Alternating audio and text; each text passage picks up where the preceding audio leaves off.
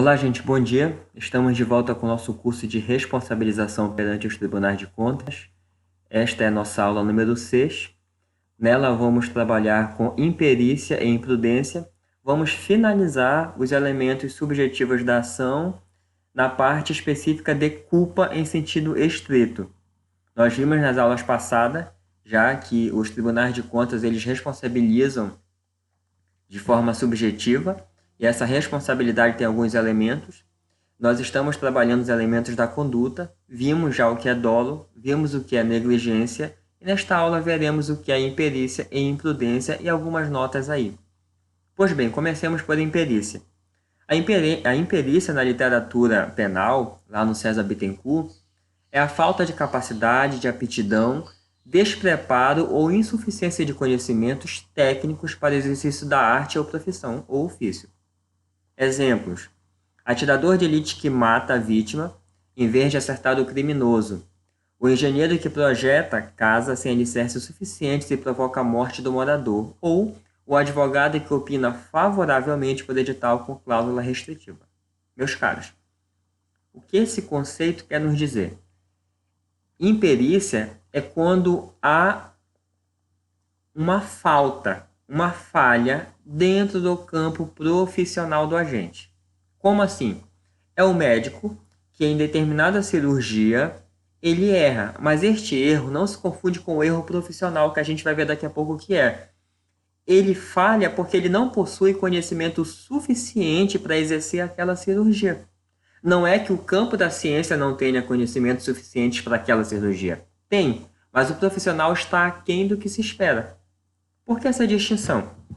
Essa distinção é importante porque o César Bittencourt nos lembra que a inabilidade para o desempenho de determinada atividade fora do campo profissional não se confunde com a imperícia. Por exemplo, esse médico aí está fazendo uma cirurgia estética, porém ele é especializado em clínica geral.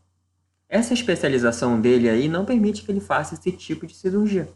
Então, nesse caso aí, não vai ser uma imperícia, será uma imprudência. Ele está agindo além do que ele deveria agir. Ou, no caso, digamos, de um engenheiro eletricista que faz um projeto de infraestrutura, meus caros.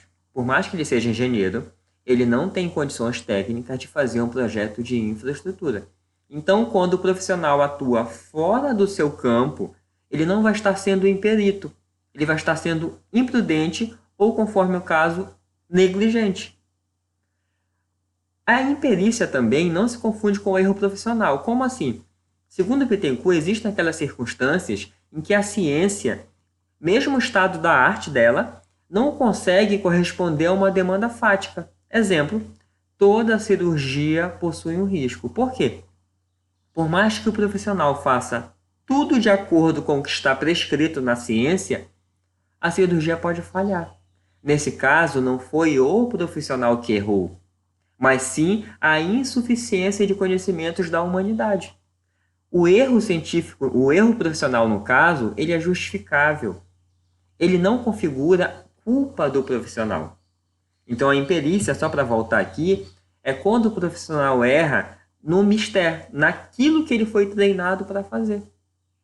No nosso exemplo do engenheiro, seria o engenheiro eletricista que faz um projeto na área de eletricidade e erra, porque ele conhece menos do que deveria conhecer. A ciência dele, do seu campo, já tem informação suficiente para evitar aquele determinado erro. Mas mesmo assim, ou ele está desatualizado, ele não prestou atenção, nesse caso, ele vai estar sendo imperito. Então, imperícia é errar dentro do seu campo e errar para aquém do que a ciência prescreve. Porque quando se erra, mesmo fazendo tudo que a ciência prescreve, nesse caso não é imperícia, é erro profissional, tá?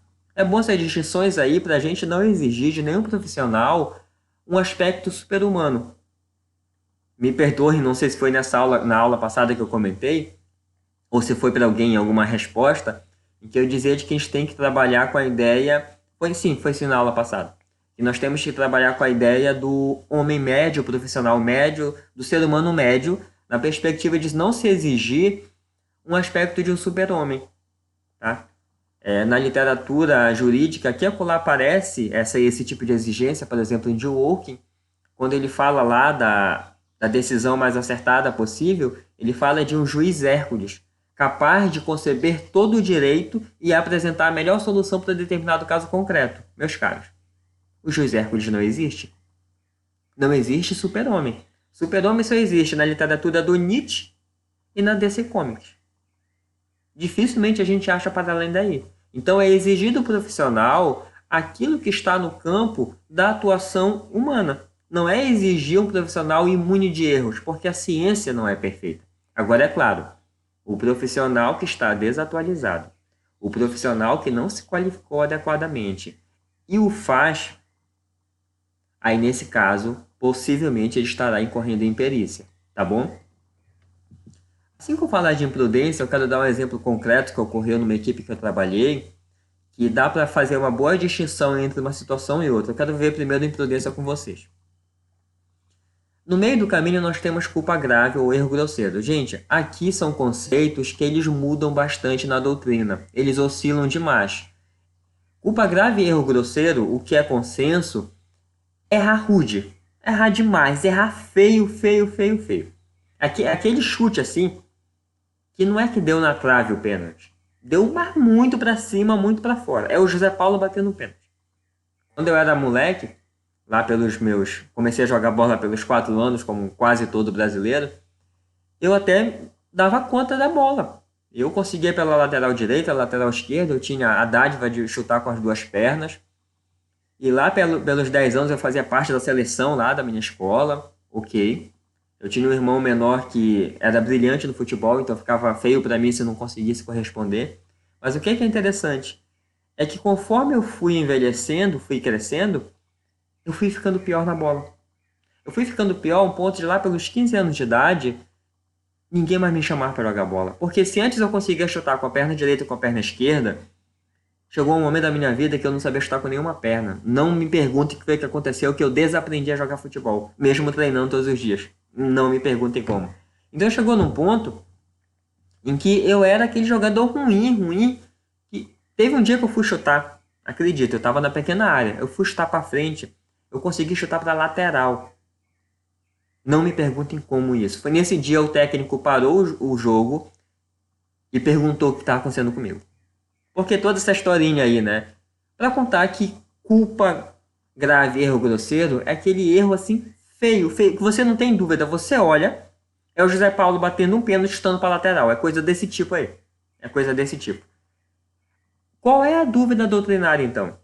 A dúvida doutrinária é que uns dizem, olha, a culpa grave e o erro grosseiro, eles servem para dosar a pena ou dosar a indenização. São parâmetros de proporcionalidade. Outros dirão que a culpa grave e o erro grosseiro, eles equivalem ao dolo, a uma equivalência. Veja, a pessoa ainda está na área de ferir um dever objetivo de cuidado, mas foi tão feio isso daí que se equipara ao dolo. No meu exemplo lá, bem infantil, seria mais fácil alguém acreditar que eu quis chutar para lateral um pênalti. No meu caso não, foi por inabilidade mesmo. Mas seria uma forma de equiparação, porque o erro foi muito feio. Outros dizem, olha, não se equipara ao dolo, mas de acordo com a Lindbe, são formas de você responsabilizar o profissional, tá? Por quê?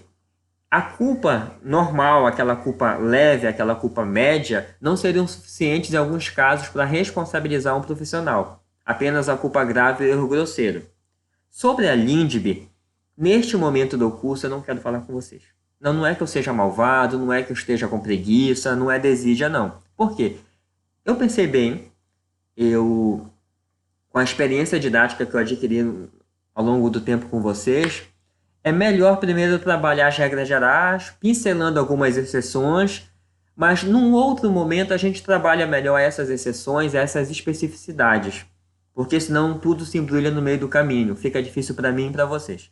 Então eu me comprometo a fazer um módulo complementar a este daqui para trabalhar somente a Lindbe, porque vocês sabem, em 2018 a Lindbe foi alterada, como é uma lei nova, não a Lindbe, mas a alteração feita nela, nós temos ainda uma jurisprudência em construção, uma doutrina em construção. Então é algo que eu prefiro trabalhar com vocês com mais calma e mais vagar. É por isso que eu estou aqui deixando na tela este artigo do Odilon, que é um auditor do TCU. É um artigo muito bom. É um artigo que, inclusive, eu não concordo doutrinariamente com ele, mas é um artigo bom para fins de conhecimento, né? A gente não tem que indicar somente aquilo que a gente concorda, até porque o artigo se sustenta pelas suas razões, tá?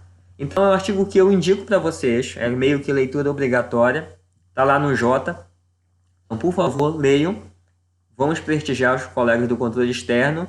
E é um artigo que conceitua, que dá conceito a culpa grave e erro grosseiro, e dá algumas orientações em relação à LINDB, tá? Já adianta um pouco o que a gente vai fazer lá na frente. O que eu queria falar ainda para vocês de culpa grave e erro grosseiro, meus caros? Eu dei o exemplo lá do futebol, bem infantil, para gravar mesmo, para ficar na mente de vocês. Mas um exemplo nosso no direito administrativo. Pois bem, imaginemos um advogado emitindo um parecer num processo de licitação, e lá no parecer ele diz com letras grafais. Sabe quando o advogado põe em caixa alta, negrito, sublinha e põe em itálico também? E às vezes ainda faz um quadradinho que é para você ver aquilo ali. Ele está dizendo, isto daqui é importante. Pois é, imaginemos que nessa circunstância, nessa caixa alta, negrito, itálico, tudo isso daí, o advogado diga assim no seu parecer: a administração pode contratar via inexigibilidade, ou seja, deixa para lá a licitação, contrato de publicidade. Olha só. Por que que isso daí está muito errado e um erro rude, feio?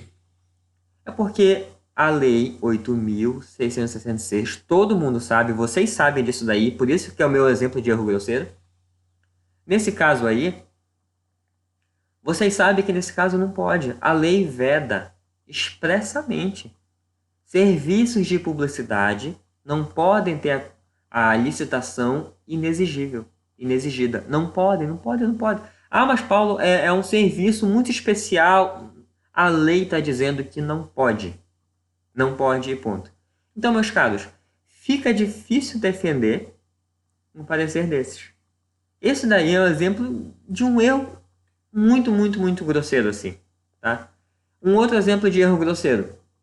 Um engenheiro projeta, a gente já viu isso na prática, projeta um prédio inteiro.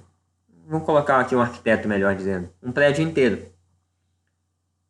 E simplesmente ele nem olha o terreno. Ele nem olha. Aconteceu com a gente de nós chegarmos, o terreno era um declive, uma ladeira, assim, tinha um buraco. Mas não tinha previsão de aterro, não tinha previsão de estaca. Quando fomos conversar com esse profissional, ele disse, mas como é que eu ia saber disso? Se você sair da sua secretaria, você deslocar 5 km cada distância entre a secretaria e o local da obra. 5 não, 10 km, coisa muito pequena. 10 minutos de carro. Você vai ver que lá é um buraco. Você vai ver que precisava ou de estaca ou de aterro. Isso foi tão grave para o projeto que o projeto ficou parado. Por quê? Porque não dava para complementar, passava até dos 25%. Olha a complicação. Tá? E detalhe, o projeto era financiado por um convênio. Como é que fica tudo isso daí? Então, assim, é o tipo de erro que não dá para a pessoa alegar que ela não projetou algo porque estava fora do campo de conhecimento dela ou de que era algo imprevisível. Olhar se um terreno é plano ou não é o mínimo para projetar. Ou eu estou errado? Eu que não sou de engenharia, os colegas vai que eu estou pedindo algo exacerbado. Eu creio que não, gente. Não precisa ser engenheiro ou ser arquiteto para prever que é necessário conhecer o terreno para projetar um prédio em cima dele. Ainda mais nesse caso, que não estou falando nem de estudo de solo, nada. Estou falando de que olhar se o terreno é plano ou não. Então, assim, são exemplos que a gente encontra no dia a dia do controle externo. De erros assim que você olha de cara. E não, isso daqui exige responsabilização, tá? Então, esse é o erro grosseiro, tá? Ou a culpa grave. Vou dar um exemplo de imperícia. Eu sempre trabalho aqui com jurisprudência do TCU. Eu já expliquei É um órgão que tem uma boa publicidade em relação aos acórdãos. Infelizmente, não tem publicidade dos processos. Acho que eu vou te dar uma aula para falar sobre publicidade processual, seria bem interessante. Mas, assim, quanto aos acórdãos, é muito bom de pesquisar no TCU. O site deles lá é muito bom.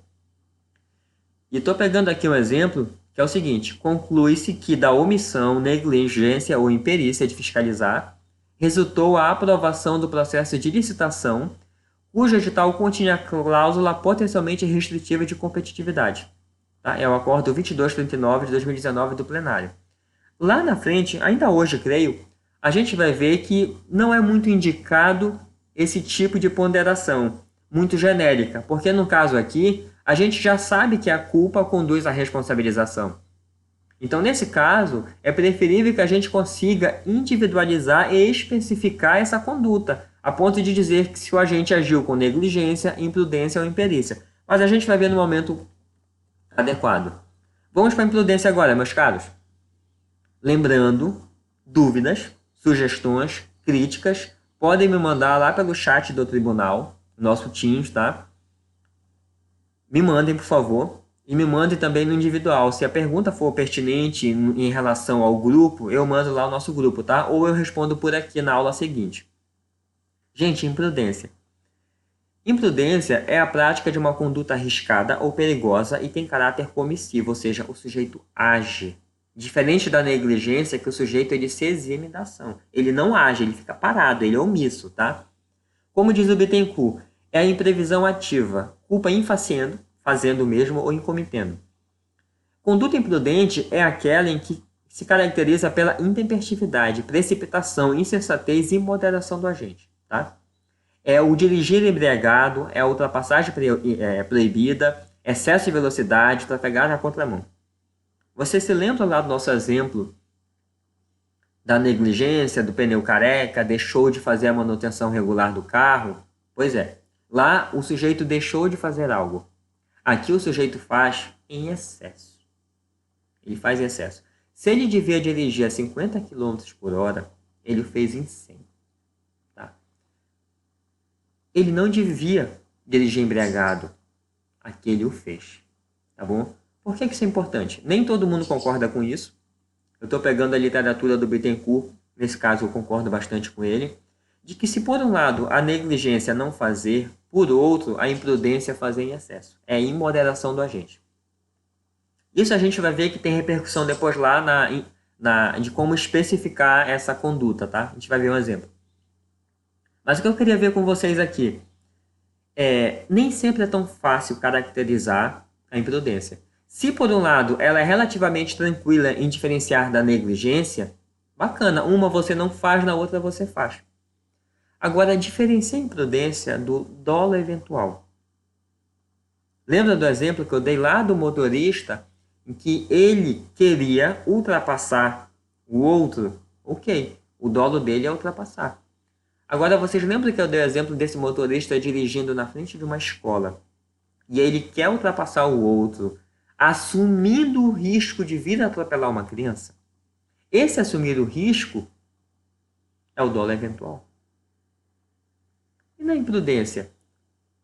O motorista está em excesso de velocidade, ou o motorista está embriagado.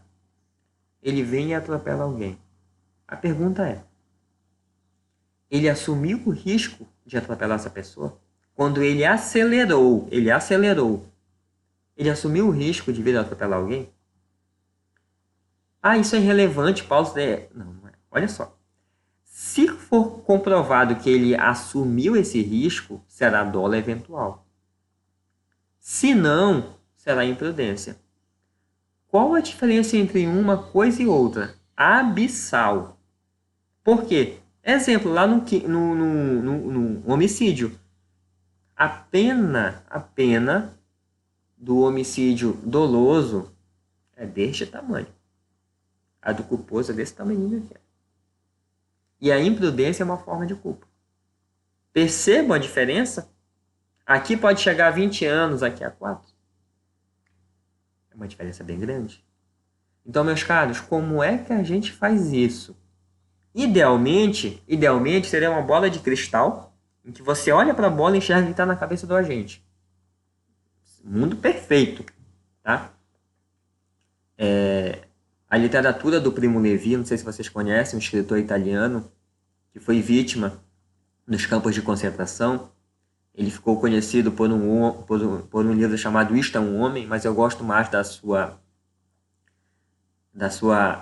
literatura fantástica. Ele tem um livro, tem uma obra brasileira que é um livro de contos dele, cerca de 80 contos de Primo Levi, e lá ele explora esse universo de máquinas que conseguem saber o que passa na cabeça da pessoa. Máquinas que você conecta, estou vendo o que a pessoa está pensando. Então, nesse universo fantástico do Primo Levi, em que eu tenho um dispositivo que me permite perceber, compreender, visualizar o que está na cabeça de alguém, saber se é imprudência ou dolo eventual, é rapidinho. Na vida real, não. Na nossa vida aqui, século 21, 2020, ainda não dá. Como é que a gente faz isso, gente? Um conjunto de provas. É por isso que lá, no tribunal do júri, nós temos de um lado e de outro ampla argumentação. Muita gente falando isso ou aquilo que é para convencer o júri de uma coisa ou de outra. E como é que a gente faz isso, gente? Às vezes com elementos muito tênues. Muito tênues. Porque a diferença aqui é a vontade do agente. O que o agente queria? Porque olha só a distinção. No dolo, o agente tem consciência do resultado. Ele quer o resultado ou pelo menos aceita ele. Ele visualiza o resultado, tá? Então, quando a pessoa quer matar alguém, ela quer matar, ou no mínimo ela aceita que aquela pessoa vai morrer. No dolo tá ali. Na culpa, a vontade é praticamente irrelevante. A culpa, a gente viu lá na aula passada, o importante é o dever objetivo de cuidado. Isso que é importante na culpa. Ou seja, na culpa, a vontade do agente, olha, o sujeito está dirigindo, ele está embriagado, ele entrou no carro. Qual é o dolo dele? Chegar em casa? Nesse caso é irrelevante para analisar a conduta. O importante é verificar se ele está obedecendo às regras de cuidado em geral. Então, nesse caso, a vontade dele, se a gente comprovar de que tudo que ele queria era chegar em casa e ele, infelizmente, dirigiu embriagado, ele foi imprudente. Agora, se alguém conseguir comprovar que ele queria cometer aquele crime ali, aí já é dolo eventual, ou dolo direto, né? Conforme o caso. Então, por que eu estou falando toda essa ladainha aqui? Porque, meus caros, nossa vida não é fácil. A gente vai ter que reunir elementos suficientes para dizer uma coisa ou outra. O fato é que nós devemos dizer que figura é esta, se é dolo eventual ou se é imprudência. Porque, gente, a depender do caso, nós teremos uma tipificação ou outra. Nós teremos uma pena ou outra.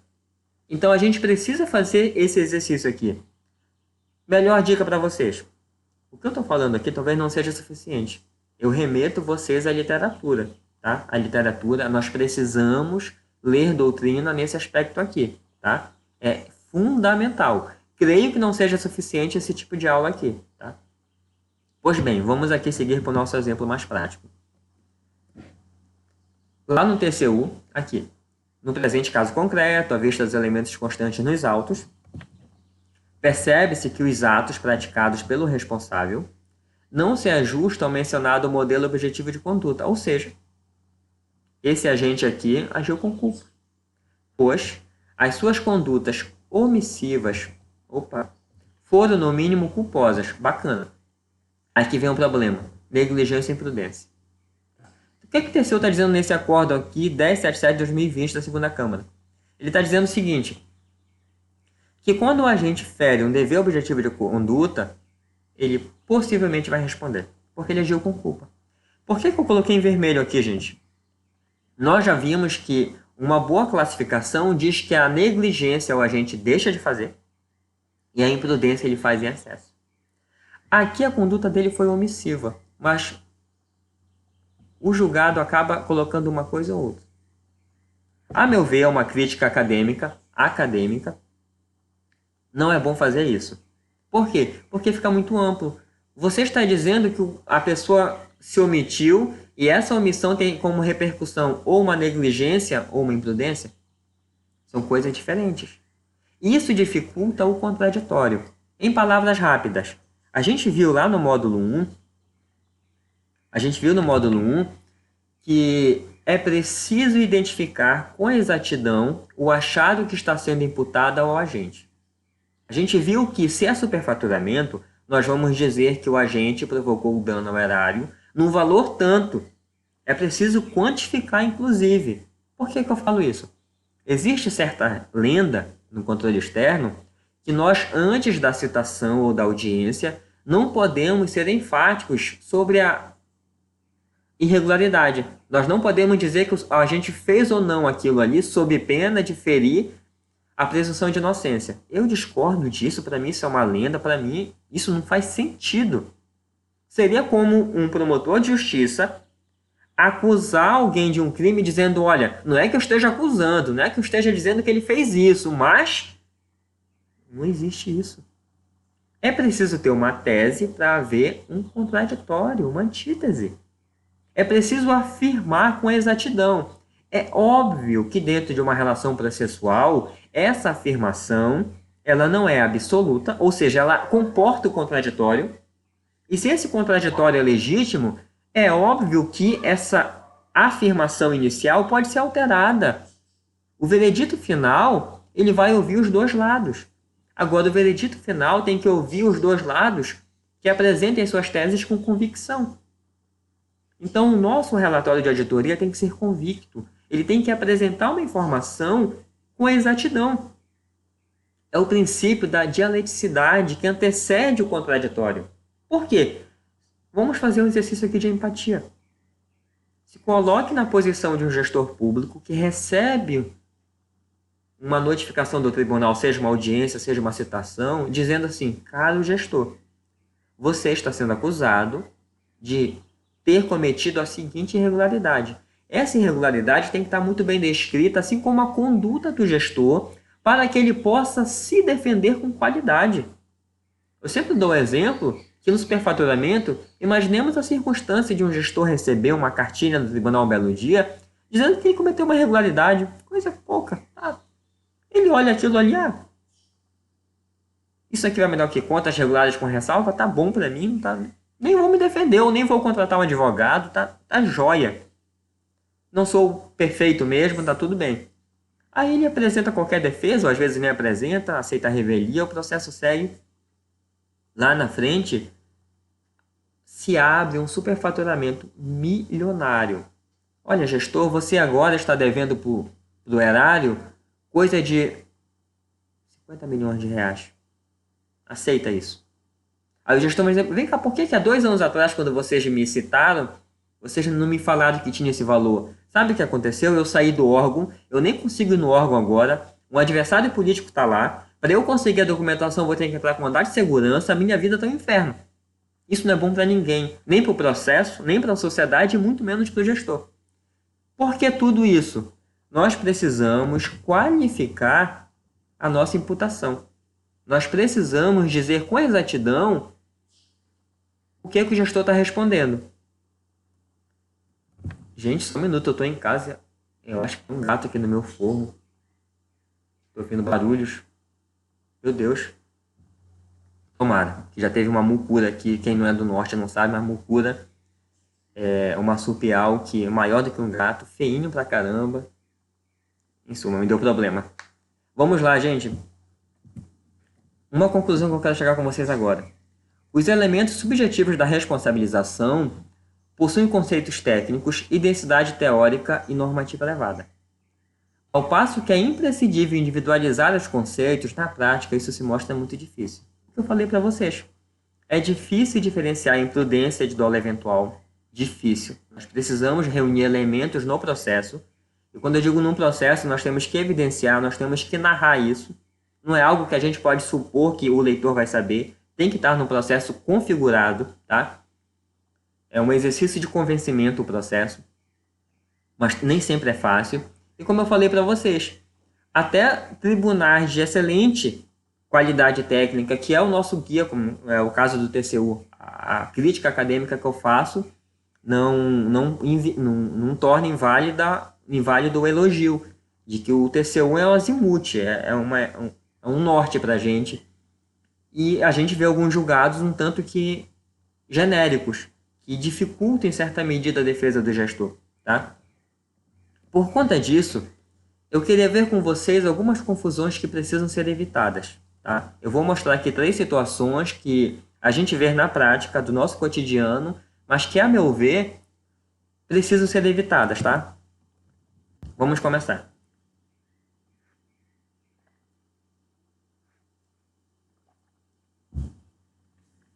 Primeiro, a configuração genérica de conduta. Eu já me adiantei, foi naquele exemplo anterior lá. Quando a gente diz, olha, a pessoa agiu com culpa, negligência, imprudência e imperícia. É o esse jogado aqui de 2016, o 185 do plenário do TCU. Olha que está aqui. A obrigação de ressarcimento ao erário prescinde de comprovação de dolo. É suficiente a quantificação do dano, a identificação da conduta do responsável que caracterize sua culpa. Então, até aqui, está perfeito. O que o TCU está dizendo, olha, eu não preciso de dolo para imputar uma responsabilidade. A culpa já é suficiente, seja ela em qualquer dessas modalidades aqui. Nesse ponto, o acordo não tem nenhum problema. Ele está afirmando que o dolo é uma forma de responsabilização, mas também eu posso responsabilizar pela culpa. É claro que eles terão proporções diferenciadas. Isso daí acontece. O que não pode ser? Na nossa matriz de responsabilização, está lá, conduta do agente. O agente aqui ele foi negligente, imperito e imprudente. É possível isso? Talvez, se ele fez 3 atos ou ele deixou de fazer um deles, em cada situação a gente consegue especificar, tudo bem. Mas aí nós vamos ter que dizer o que é cada situação. Em que momento ele foi negligente? Em que momento ele foi imperito? Em que momento ele foi imprudente? Se não for esse caso, nós vamos ter que selecionar um deles para poder configurar. O Antônio Manuel Espanha, que eu confundo o nome dos autores, ele nos lembra que quando a gente vai trazer um fato do mundo empírico, do mundo da vida, para o direito, nós fazemos uma qualificação. Ou seja, o fato ele não nasce jurídico. Um fato jurídico é um acontecimento relevante para o direito e o direito assim o qualifica. Mas o fato existe na nossa vida. Então, quando o fiscal afere uma medição, quando ele certifica uma nota fiscal, quando ele carimba, é um fato natural. É um acontecer. Aquilo aconteceu no mundo. Mas o direito interpreta isso de uma forma. Então, se ele certificou uma nota cujo produto não foi entregue, nós vamos interpretar isso à luz de um rol de direitos, à luz de um determinado campo jurídico. Então, nesse caso, quando a gente faz essa qualificação do fato, quando a gente transporta o fato do mundo real, do mundo da vida para o mundo do direito, a gente vai fazer algumas escolhas. Essas escolhas, obviamente, são por critérios técnicos. Então, vai ter um momento que o auditor, o técnico, vão se deparar com um fato e vão dizer, peraí, isso daqui é imprudência, isso daqui é negligência, isso daqui é dolo. Por que isso, gente? Porque quando você abrir o processo de citação, não vai estar escrito lá, olha, aqui eu fui negligente. Não vai ter uma seta de neon espiritual dizendo, olha, aqui foi dolo. Nós vamos ter que fazer um exercício de interpretação. Esse julgado do TCU, repito, essa constatação de que o dolo não é a única forma de responsabilização, de que a culpa também acarreta responsabilização, está tudo ok. O que não pode é a nossa matriz de responsabilização ser genérica assim. Não pode? Porque imagina o gestor na hora de se defender. Ele diz, peraí, estão me acusando de omissão ou de agir em demasia? É negligência ou imprudência? Eu já vi isso na prática, muitas vezes.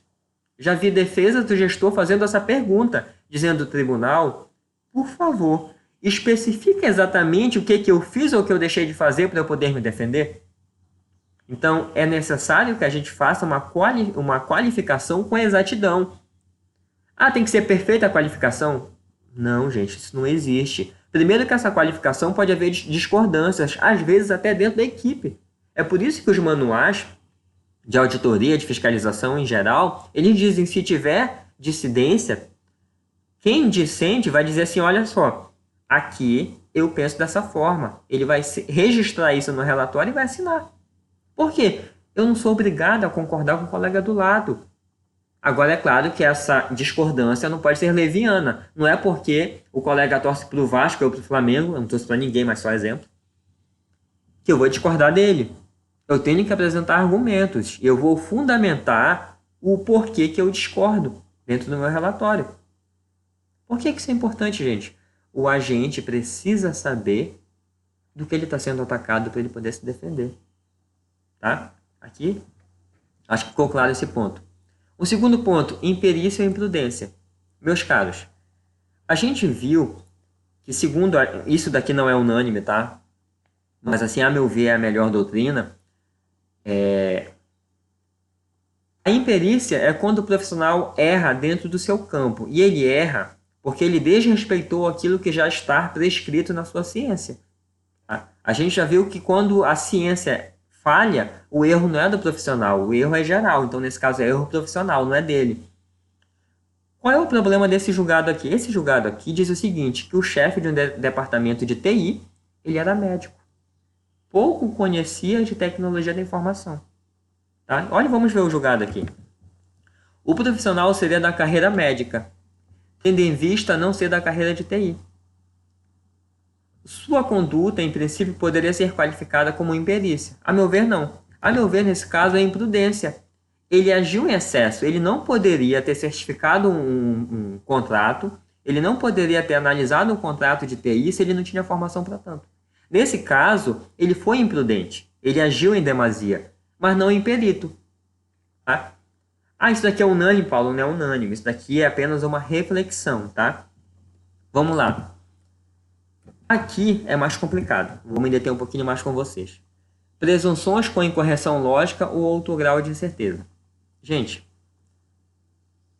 olha só esse julgado. A análise da conduta é feita sob o ponto de vista objetivo, sem que seja necessária a comprovação de uma fé dolo. O que está dizendo o TCU? Mais uma vez está dizendo que, nesse caso, eu não preciso desvendar se teve dolo, basta a culpa, mas apenas a ausência de boa-fé objetiva. Vou ler o julgado como um todo. A análise da conduta, portanto, é feita sob o ponto de vista objetivo, sem que seja necessária a comprovação de má-fé dolo, mas apenas a ausência de boa-fé objetiva para a responsabilização do agente. A meu ver, e com data máxima vênia, com todo respeito ao tribunal, mais uma vez uma crítica acadêmica, é óbvio que comportam argumentos encontrados do que eu vou dizer aqui, mas aqui tem uma certa confusão. Por quê? Primeiro, a análise da conduta não é feita somente pelo ponto de vista objetivo.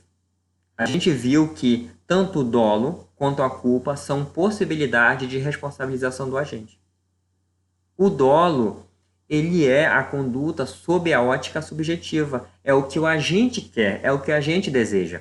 Não é somente pelo dever objetivo de cuidado. Então, eu já vejo o problema nessa primeira frase aqui. Segundo, eu não comprovei o dolo. O agente pode ser responsabilizado por culpa? A gente já viu que pode.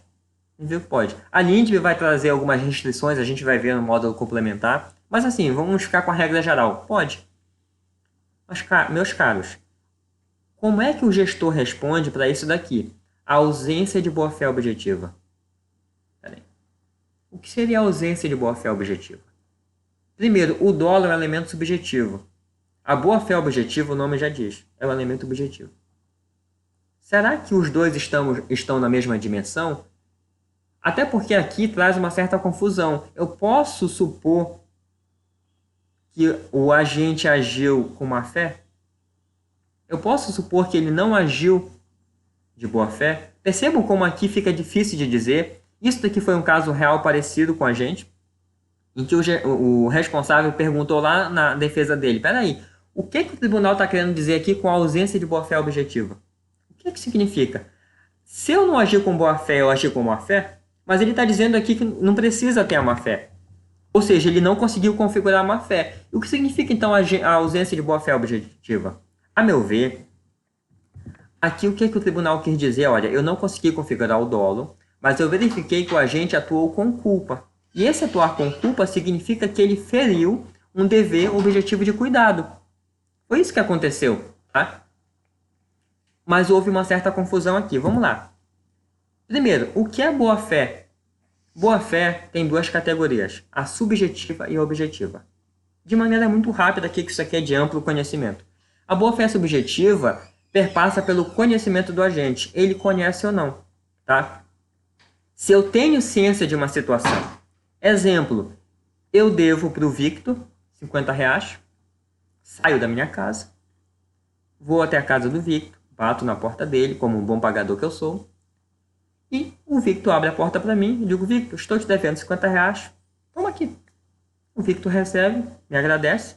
Eu estranho um pouco porque ele não falou meu nome, não me deu bom dia, só balançou a cabeça, mas é do Victor. E Victor é um colega meu, tá? Ele vai ficar chateado que tô dando o nome dele aqui. Ele recebe, eu vou embora. Paguei os R$50 do Victor. No dia seguinte, o Victor me cobra no trabalho. Ô, Paulo, aqueles R$50. Tô precisando. Eu te paguei ontem. Aí, não, você não me pagou. Te paguei, foi até a tua casa. Como assim? Aí vem na flecha. O que foi que aconteceu? Ele tem um irmão, muito parecido com ele. O irmão quis fazer uma pegadinha comigo e com ele. O irmão, vendo que eu havia confundido um e outro, que são parecidos, se deixou passar por ele, deixou o dinheiro dentro de um livro do Victor lá no quarto dele, ou seja, ele não tinha o interesse de ficar com o dinheiro, só queria pegadinha. Mas nesse caso, olha só, independentemente se o irmão devolveu o dinheiro para ele ou não, o fato de que eu paguei de boa-fé subjetiva. Eu me confundi. Eu tinha todos os elementos para achar que aquela pessoa era o Victor. Esse irmão do Victor não mora na casa dele, ele estava lá de visita. E um belo dia eu bato a porta, vejo o Victor, entrego o dinheiro e a pessoa não me fala nada. Eu estava acreditando naquela situação. Então, nesse caso, o pagamento se confirmou. O Victor vai ver com o irmão dele agora lá. Tá? O exemplo é bobo, mas esse tipo de coisa acontece. Então, assim, na legítima defesa putativa também. Uma pessoa dá um salto, eu acho que ela está me atacando. Para me defender, eu acabo agredindo a pessoa. Mas a pessoa não estava me atacando, ela pulou. Por que ela pulou? Não sei, ela viu um cachorro, ela viu uma cobra, mas eu achei que ela estava pulando em cima de mim. O agente ali não me agrediu de forma injusta, ele sequer me agrediu, mas eu achei que eu estava sendo agredido. Então, nesse caso, eu pensei uma situação que não existia. Tá em um outro exemplo. E o que é a boa-fé objetiva? A boa-fé objetiva é regra de conduta. Como eu atuo em relação às outras pessoas? Aqui tem um quê muito grande de Kant. Dá um exemplo prático. Vendi um carro para um amigo em 2015, eu acho, 2017, confundindo bem os anos. E eu disse a esse amigo, que fez 5 anos do curso de Direito comigo, disse, olha, Jorge, é o seguinte, este carro ele tem 3 anos de uso, os pneus estão novos, a manutenção está tudo em dia, mas ele me deu um problema em 2 anos seguidos, que foi o quê? O motor de arranque dele. Segundo o mecânico, esse motor de arranque desse tipo de carro tem um problema crônico, ele já viu isso se repetir várias vezes, não é que seja desse carro específico, é do modelo. Eu avisei. E o Jorge me agradeceu pelo aviso, considerou isso no preço do produto e a gente fechou. E o Jorge, acho que até hoje tem esse carro, ele comprou o meu carro e eu avisei a ele de um problema que tinha existido no carro e que poderia vir a existir de novo. Isso daí é o meu dever de informação, é agir com boa fé. O dever de informação num contrato decorre da boa fé. Então isso daí é uma regra de conduta, como eu devo agir. Então, meus caros, sabendo disso, eu volto para cá. Vocês percebam que são coisas diferentes? Um é regra de conduta, o outro é que está na cabeça do agente. Então eu não posso dizer assim, olha, eu não configurei má fé, mas a mera ausência de boa fé objetiva é suficiente. Eu estou misturando os campos. Quando eu digo isso, o melhor seria dizer, olha, não houve configuração do dolo, porém, se verificou atuação com culpa na modalidade negligência, imprudência ou imperícia. A declaração a ausência de boa-fé objetiva, a meu ver, além de vaga, ela provoca certos conflitos com a noção de boa-fé subjetiva. Lá na defesa que a gente recebeu no Tribunal de Contas do Amapá, o agente disse assim, vocês estão supondo que eu agi de má-fé, mas a má-fé não se pressupõe. Olha o que diz a doutrina majoritária, a jurisprudência majoritária. Eu trouxe uma do próprio TCU e uma outra do STJ que dizia assim, não existindo elementos claros que efetivamente comprovem a má-fé, o tribunal deve reconhecer a boa-fé. Meus caros, aqui eles estão falando da perspectiva subjetiva. Bem aqui, olha. É porque a má-fé se prova, você não pressupõe má-fé. A má-fé não pode ser uma presunção. Olha o que diz aqui o STJ, no RESP, olha. A presunção de boa-fé é princípio geral do direito. Se é princípio geral do direito, meus amigos, não importa o ramo, você aplica. Universalmente aceito. Sendo milenar a parêmia, a boa-fé se presume, a má-fé se prova. Então perceba que quando a gente põe um julgado que mescla uma coisa e outra, a gente acaba... Só ver o tempo aqui, meus caros. Eu acabei não gravando. Acontece. Não estou conseguindo aqui. 45 minutos, perdoe-me. Perdão. Mas a gente acabou vendo tudo. Perdão, era 30 minutos o meu combinado com vocês. A coisa passou que eu nem vi. Então, assim, eu acho que a gente conseguiu ver 3 exemplos aqui de coisas que nós devemos evitar. Paulo, isso daqui é erro grosseiro do auditor? Nem de longe, meus caros. A gente já viu de todas as dificuldades de conseguir qualificar adequadamente um fato, um ato, tá? Eu fecho aqui, já peço desculpas pelos 15 minutos em excesso, acabei me deixando levar, realmente o tempo correu. A próxima aula a gente vai ver nexo de causalidade, tá? Então, não sei se vocês já perceberam que ao trabalhar os quesitos da responsabilização, eu de forma proposital estou trabalhando todos os elementos da nossa matriz. Eu já estou antecipando, eu queria deixar para mostrar para vocês lá no final, mas antes que alguém me pergunte, é isso. Eu estou trabalhando com vocês os elementos da matriz de responsabilização. Tá bom, gente? Até a próxima.